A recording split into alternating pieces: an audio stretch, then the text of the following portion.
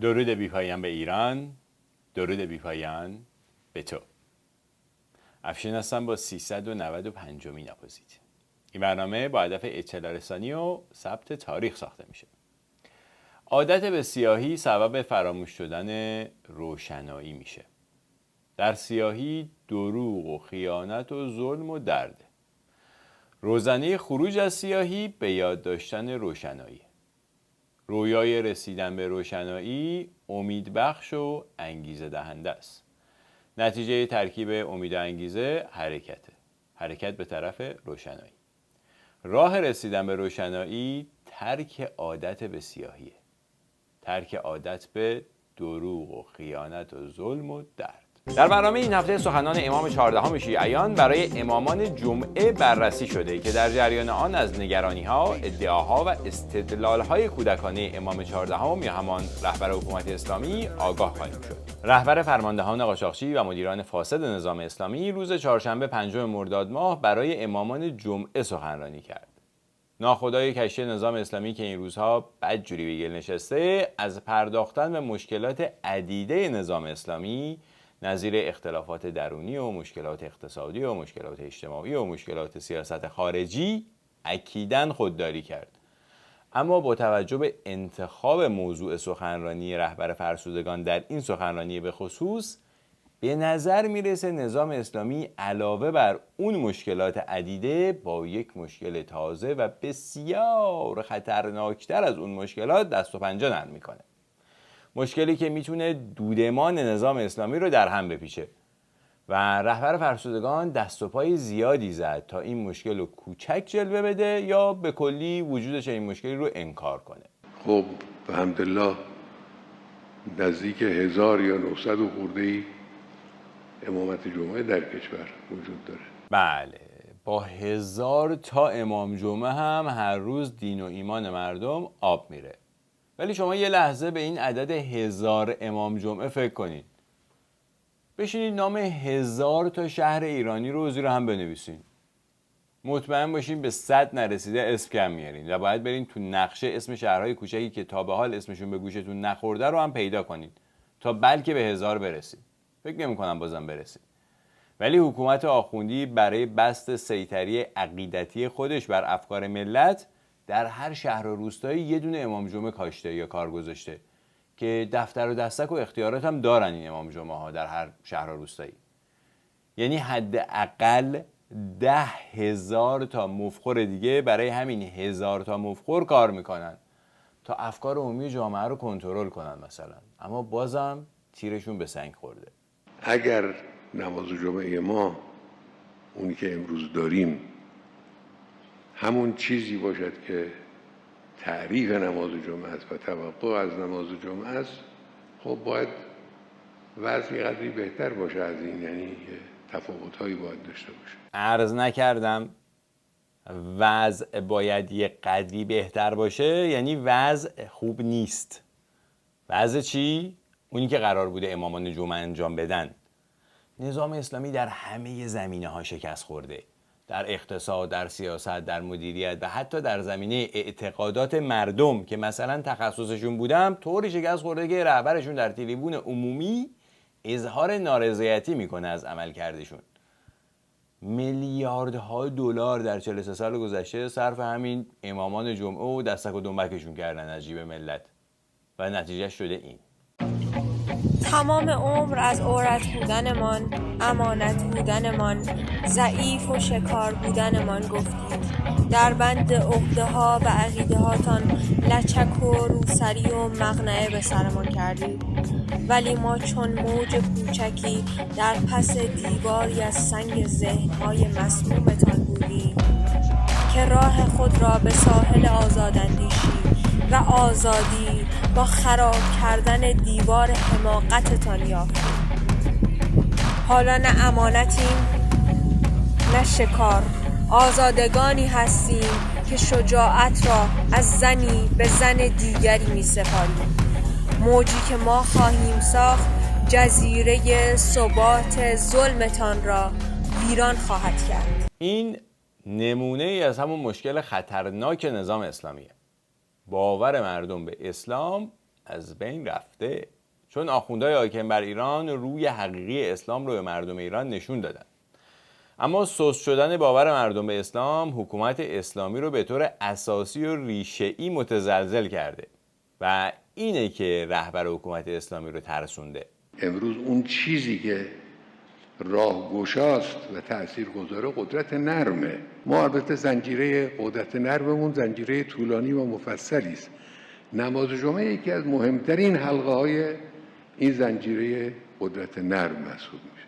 عبارت قدرت نرم رو با جنگ روانی جایگزین کنین، بهتر از حرفای رهبر فرسودگان سر در میارین. یعنی مکانیزمی که در اون مغز مردم رو دستکاری میکنن، دروغ‌ها رو وارونه میکنن، حقایق رو از مردم پنهان میکنن تا راحت‌تر به دزدی ادامه بدن. زنگ زدن مغز بسیجیان دو عالم و اولیت مداران محصول همین جنگ روانی یا به قول رهبر فرسودگان قدرت نرم نظام اسلامی است. و حالا مهمترین حلقه جنگ روانی حکومت اسلامی کاراییشو به کلی از دست داده.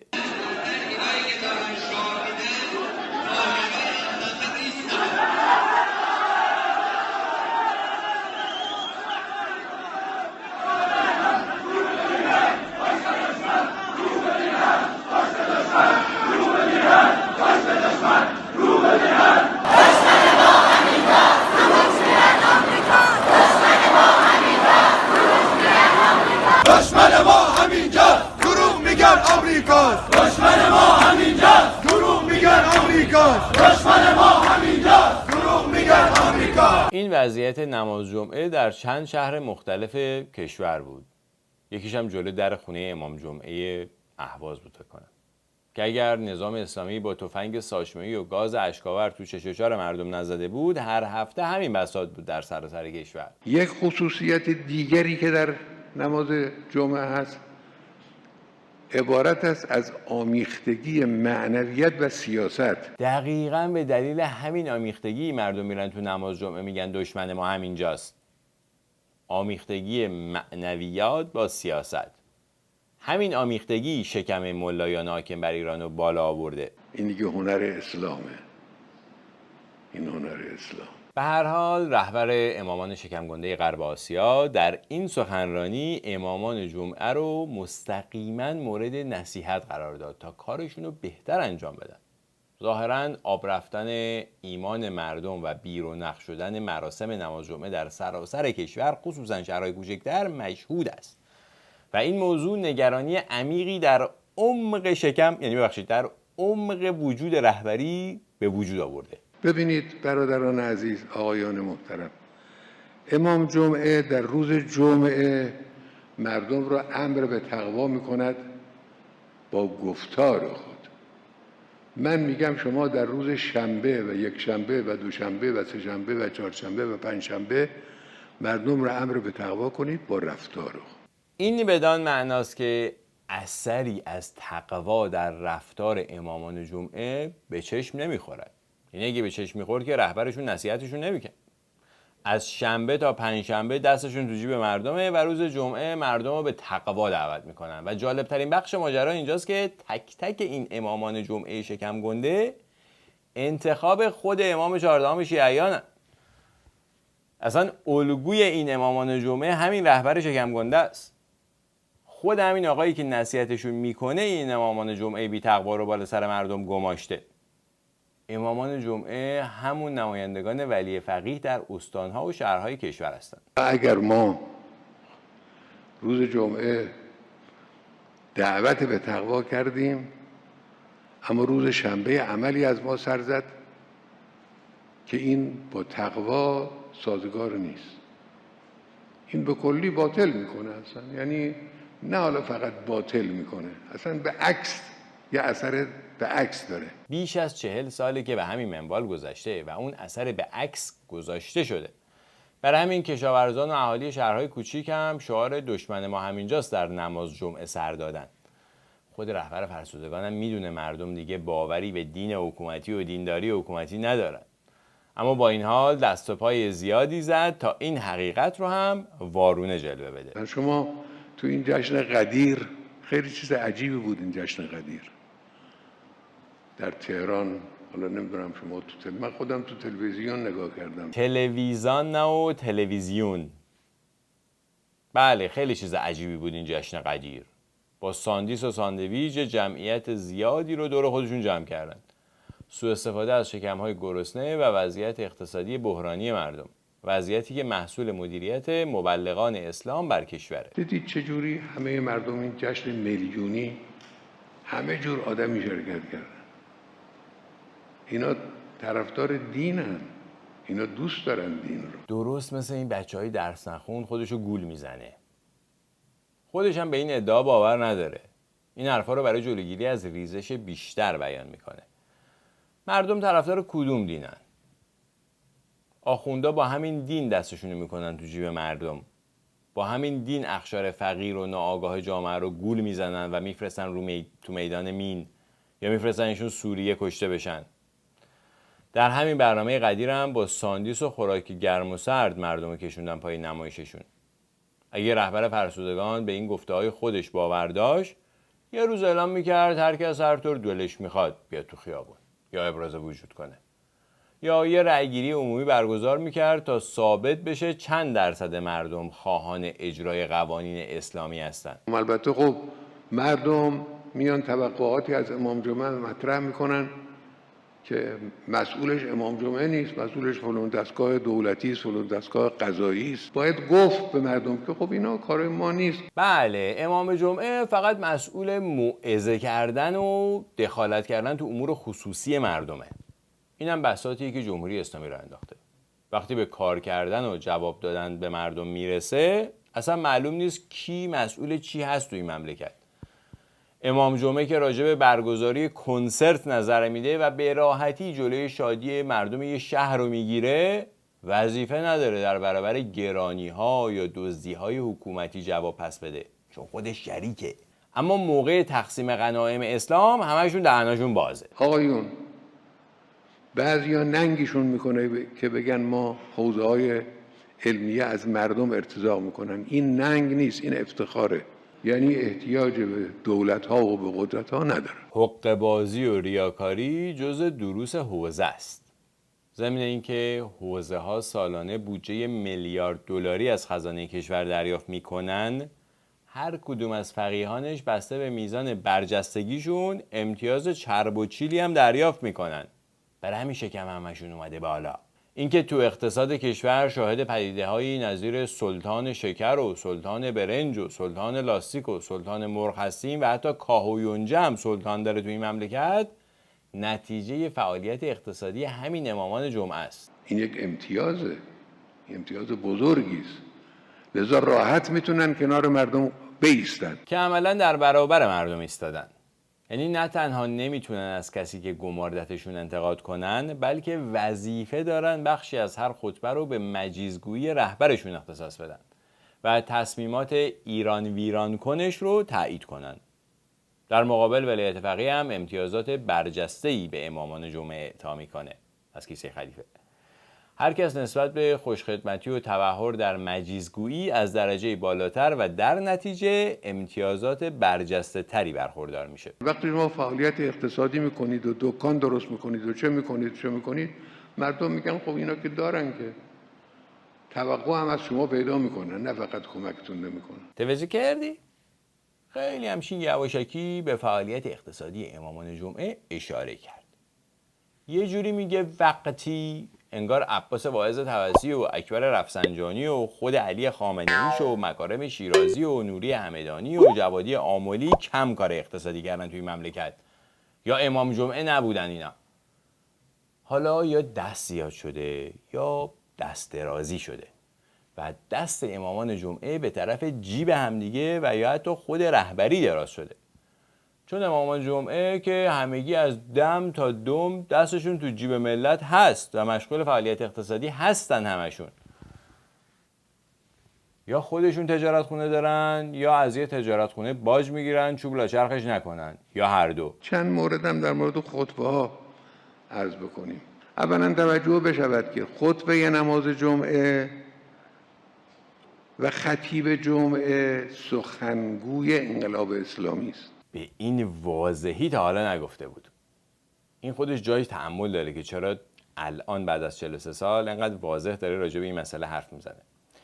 البته قاعدتاً وقتی رهبری یا ولایت فقیه شخصی رو خودش انتخاب میکنه که در تریبون حکومتی خودش تصمیم گیری های ولایت فقیه رو تایید بکنه، اون شخص میشه بلندگو یا همون سخنگوی ولایت فقیه. اینو همه میدونن، اما خود ولایت فقیه قبلاً ترا یه نظر دیگه ای داشت. در بعضی از کشورها، معمول از کشورهای اسلامی، که نماز جمعه رو دستگاه‌های اداری رو کاغذ می‌نویسن میدن به امام جمعه، اون امام جمعه هم میره در اون منبر همون کاغذ رو میخونه. این نماز جمعه نیست به نظر ما.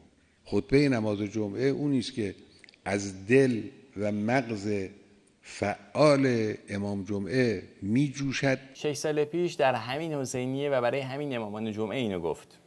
به نظر میرسه رهبری به نوعی آلزایمر یا یه چیزی شبیه به اون مبتلا شده باشه. اما فعالیت مغز امامان جمعه فقط معطوف به اقتصاد و تنپروریه. دائما به این فکر میکنن که چیکار کنن بیشتر بهشون خوش بگذره و از این دنیا لذت ببرن. کی بخوابن، کی پاشن، کی بخورن، کی کارهای دیگه بکنن. و از اونجایی که همشون به بیماری‌های روحی ابتلا دارن، یکی از راه‌های خوشگذرونیشون هم مردم آزاریه. برای همین به مردم گیر میدن. خلاصه از چنین مغزی اندیشه‌ای تراوش نخواهد کرد و غیر از سخنگو بودن نقش دیگه‌ای نمیتونن داشته باشن. هنر بزرگ خطیب جمعه این است که بتواند مفاهیم معرفتی و مفاهیم انقلابی رو متناسب با نیازهای روز باز تولید کنه. یعنی سر مردم رو کلاه بذاره، ناکارآمدی‌های نظام اسلامی رو کوچک جلوه بده، گرانی‌ها و شرایط سخت زندگی مردم رو کم اهمیت بشماره، شرارت‌های نظام اسلامی در خارج کشور رو با اعتقادات مسلمانان پیوند بزنه و منتقدان ولایت فقیه رو تهدید کنه. اینا کارهاییه که خطیبان جمعه میکنن و در ازای اون از امتیازات برجسته و معنویات بسیطی برخوردار میشن. یکی از نکات در خطبه ها اینه که بتوانه با شبه پراکنی های دائمی دشمن مقابله کنه. شبه پراکنی. رهبر فرسودگان احساس خطر کرده از این شبه پراکنی.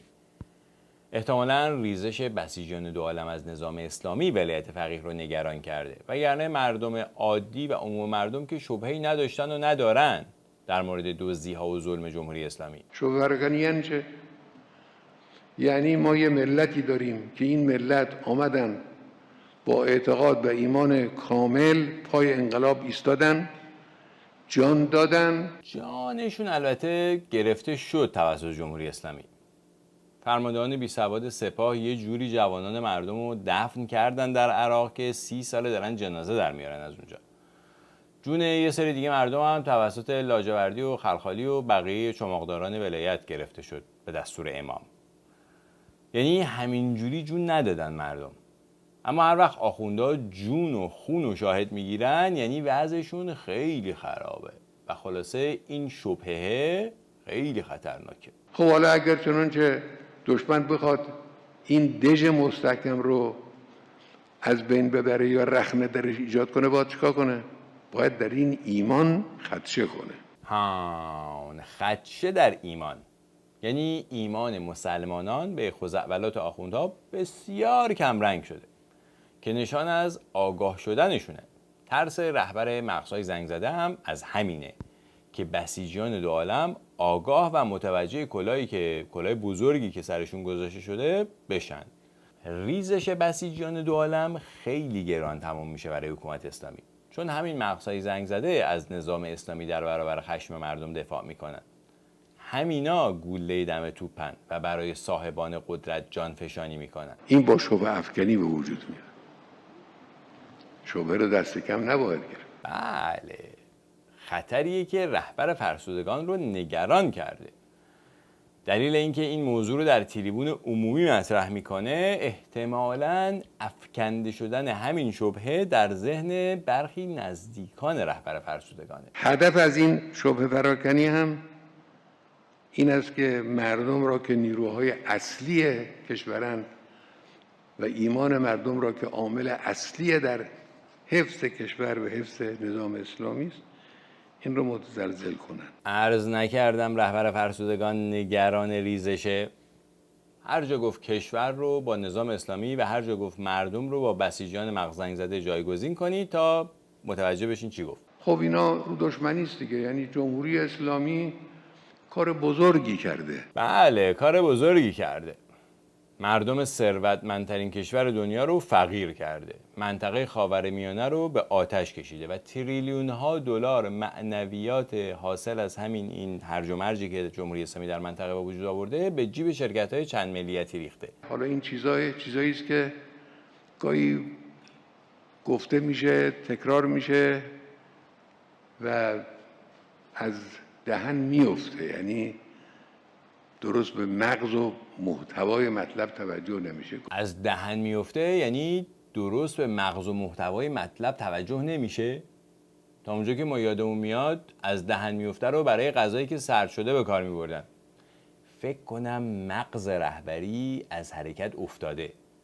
کاربرد ضرب المثل ها رو هم فراموش کرده دیگه. همین خودش یه شبهه جدید میافکنه که آیا میشه رو مغز این پیرمرده حساب کرد؟ جمهوری اسلامی با وجود خودش، با حضور خودش ابطال کرده، به چالش کشیده هویت مرکزی تمدن غربی رو. ولی فعلا خودشون یعنی خود جمهوری اسلامی دچار شبهه شده.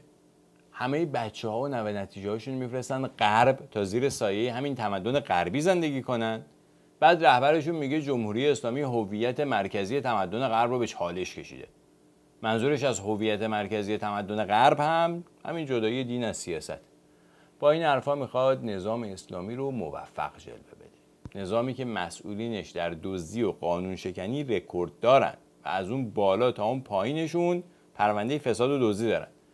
تا جایی که خود مسئولین برجسته نظام هم به این فسادها معترفن. به گفته آقای قالیباف برخی مشکلات اقتصادی به دلیل وجود ربا در سیستم بانکداری کشور. اقتصاد ما آلوده به رباست. ممکنه همه اون چیزایی که در بانک مرکزی در شورای فقهی نوشتن که معاملات باید این گونه انجام بشه، همه اون درسته و شرعیه. ولی من به شما عرض میکنم هیچ کدوم از معاملات بر اساس او که رو کاغذ نوشته و قرارداد بسته، همه ما میدونیم که چنین معاملات اینجوری انجام نمیشه. همه سوری اون. معاملات سوری یعنی دروغ، یعنی دزدی، یا همون که بهش میگن فساد. وقتی وضع بانک مرکزی جمهوری اسلامی این باشه و وقتی رئیس مجلس شورای اسلامی به این وضع اعتراف کنه در تریبون عمومی، دیگه فاتحه اون اقتصاد رو باید خوند. امید بستن به اصلاح چنین وضعی خودش یک دروغ دیگر است. قدرت‌های غربی یک مافیاست. حقیقتش یک مافیاست. آورین مافیا چی کار میکنه معمولاً؟ دزدی و خیانت و ستم و شرارت. همه کارهایی که جمهوری اسلامی مرتکب میشه. این جمهوری اسلامی یه کارهایی کرده تو این سالها که مافیای سیسیل رو هم رو سفید کرده. میشه گفت جمهوری اسلامی به عنوان یکی از بازوهای عملیاتی مافیای قدرت‌های غربی نقش ایفا میکنه و به نظر میرسه خوبم این نقش رو ایفا میکنه، چون همون مافیای قدرت‌های غربی با شدت از جمهوری اسلامی در سراسر دنیا دفاع میکنن. من یک مثال بزنم که حالا این روزام مطرح مسئله زن در جامعه اسلامی. زن در جامعه اسلامی موجود تحقیر شده و کم ارزشی محسوب میشه. قدرت اندیشش ناچیز شمرده میشه و به نظرات و خواسته‌هاش اهمیتی داده نمیشه. حالا یه وقتی چند سال قبل توی جمع یه نفر از من پرسید که شما در قضیه زن در مقابل غرب چه دفاعی دارید؟ من گفتم من دفاع ندارم، من حمله دارم. پیش خودش هم فکر کرده خیلی حرف وزینی زده. احتمالاً اون شخص بعد از شنیدن این پاسخ رهبری فهمیده با چه موجود پررویی طرفه. حالا مسئله چیه؟ اینی که شما میبینید ناگهان وسایل تبلیغاتی و رسانه‌های رسمی و دولتی آمریکا و انگلیس و بعضی جاهای دیگه و مزدورانشون و بارروانشون یهو هجوم میارن در یک برهه‌ای سر قضیه زن و قضیه یه بهانه‌ای هم پیدا میکنن، مسئله حجاب و این چیزا. این علتش چیه؟ چرا این کارو میکنن؟ شاید برای اینه که حواس مردم رو از مسائل مهمتر مثل گرانی‌های سرسام‌آور، خشک شدن دریاچه ارومیه، زلزله‌های کیش، ورود نیروهای چینی به سواحل جنوبی کشور و موضوعاتی از این دست پرت کنند. بعضیا اینو میگن. اما رهبر فرسودگان یه تئوری دیگه ای داره. آیا اینا واقعا میخوان از حقوق زن ایرانی دفاع کنن؟ اینا مگر همون کسایی نیستن که اگر میتوانستن آب رو به روی این ملت ببندن میبستن؟ اتفاقا همین الان که این برنامه رو میبینین آب به روی برخی از ملت ایران بسته شده توسط قرارگاه خاتم الانبیا. یعنی قرارگاه سازندگی خاتم الانبیا با اقداماتش منابع آبی مردم نواحی مختلف کشور رو طوری از بین برده که باید تو دبه آب بخورن، تو دبه یا تانکر و اینجور چیزا. بیشتر چشمه ها و قنات ها و رودخانه ها و دریاچه های کشور رو خشکاندن. اینا داروی کودکانی که دارای بیماری پروانه‌ای هستند، کودکند، داروی اینها رو ممنوع کردن، تحریم کردن. تحریم همه جانبه ملت ایران. کودکان پروانه‌ای و داروشون هم شدن صحرای کربلا برای امامان جمعه، که البته دلیل نرسیدن دارو به اون کودکان هم دخالت سپاه در امر واردات دارو بود، نه چیز دیگه. اینا دلشون برای کودک میسوزه آخه. 10,000 کودک تو خیابونا دست فروشی میکنن. سالیان ساله. کاری کرده براشون ولایت فقیه؟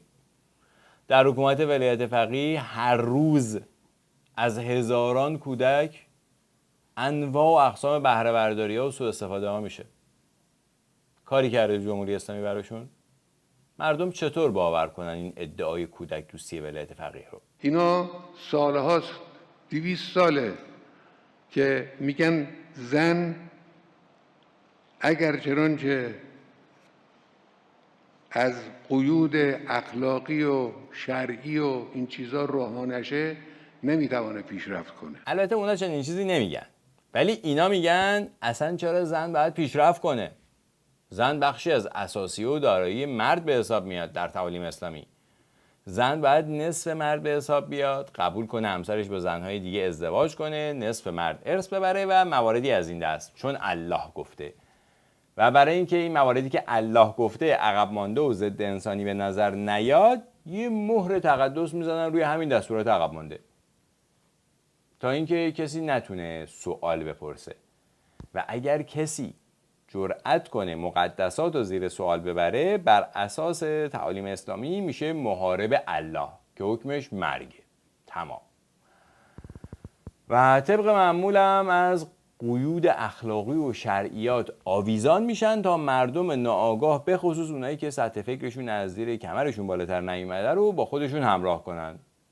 با تمام عقب ماندگی‌های اسلام خصوصا در مسائل زنان، بازم برای تمدن غرب رجزخوانی میکنن. اینا رجزخوانی نیست، اینا واقعیت‌های محسوس جامعه ماست. ورودی‌های دانشگاه‌های ما یا 50% یا بیش از 50% دخترای ما هستن، زنهای ما هستن. همه این روزها رو خون تا کتک زدن جوانان به جرم بدحجابی در وسط خیابون رو توجیه کنه. نمیدونم برای کی داره توجیه میکنه. شاید برای اونایی که شبهه براشون ایجاد شده. عرض کردیم این شبهه مثل موریانه است. عرض نکردم از شبهه میترسه؟ مثل موریانه پایه های نظام خورده این شبهه. البته اینجا جا داره بگم که شبهه فقط برای حامیان بی سواد نظام مقدس که نمیدونستن حکومت اسلامی داره دقیقاً چی کار میکنه تو ایران پیش نیومده. این شبهه برای برخی از نزدیکان حکومت اسلامی که از جیک و پوک نظام اسلامی هم خبر دارن هم پیش اومده که آیا این نظام دوام و قوامی میاره؟ میشه بازم کنارش موند؟ امن هست؟ آینده‌ای داره؟ اینا سوالاتیه که ریزش نیروهای برجسته تر نظام اسلامی رو رقم زده. شبه ویروسه، بزن ویروس کرونا. وقتی که وارد شد خارج شدنش مشکله، سرایت هم میکنه، جزو بیماری‌های مصری هم هست، سرایت هم میکنه، بایستی چقدر میترسه از این شبهه، مخصوصا که سرایت هم میکنه. اینش خیلی بده. یعنی اگر اون کاری که شما میکنید کار موفقی باشه، باید خودش رو در اجتماع نماز جمعه شما نشان بده. که نشان نمیده، یعنی میده ولی اونجوری که رهبر فرسودگان توقع داره نمیده.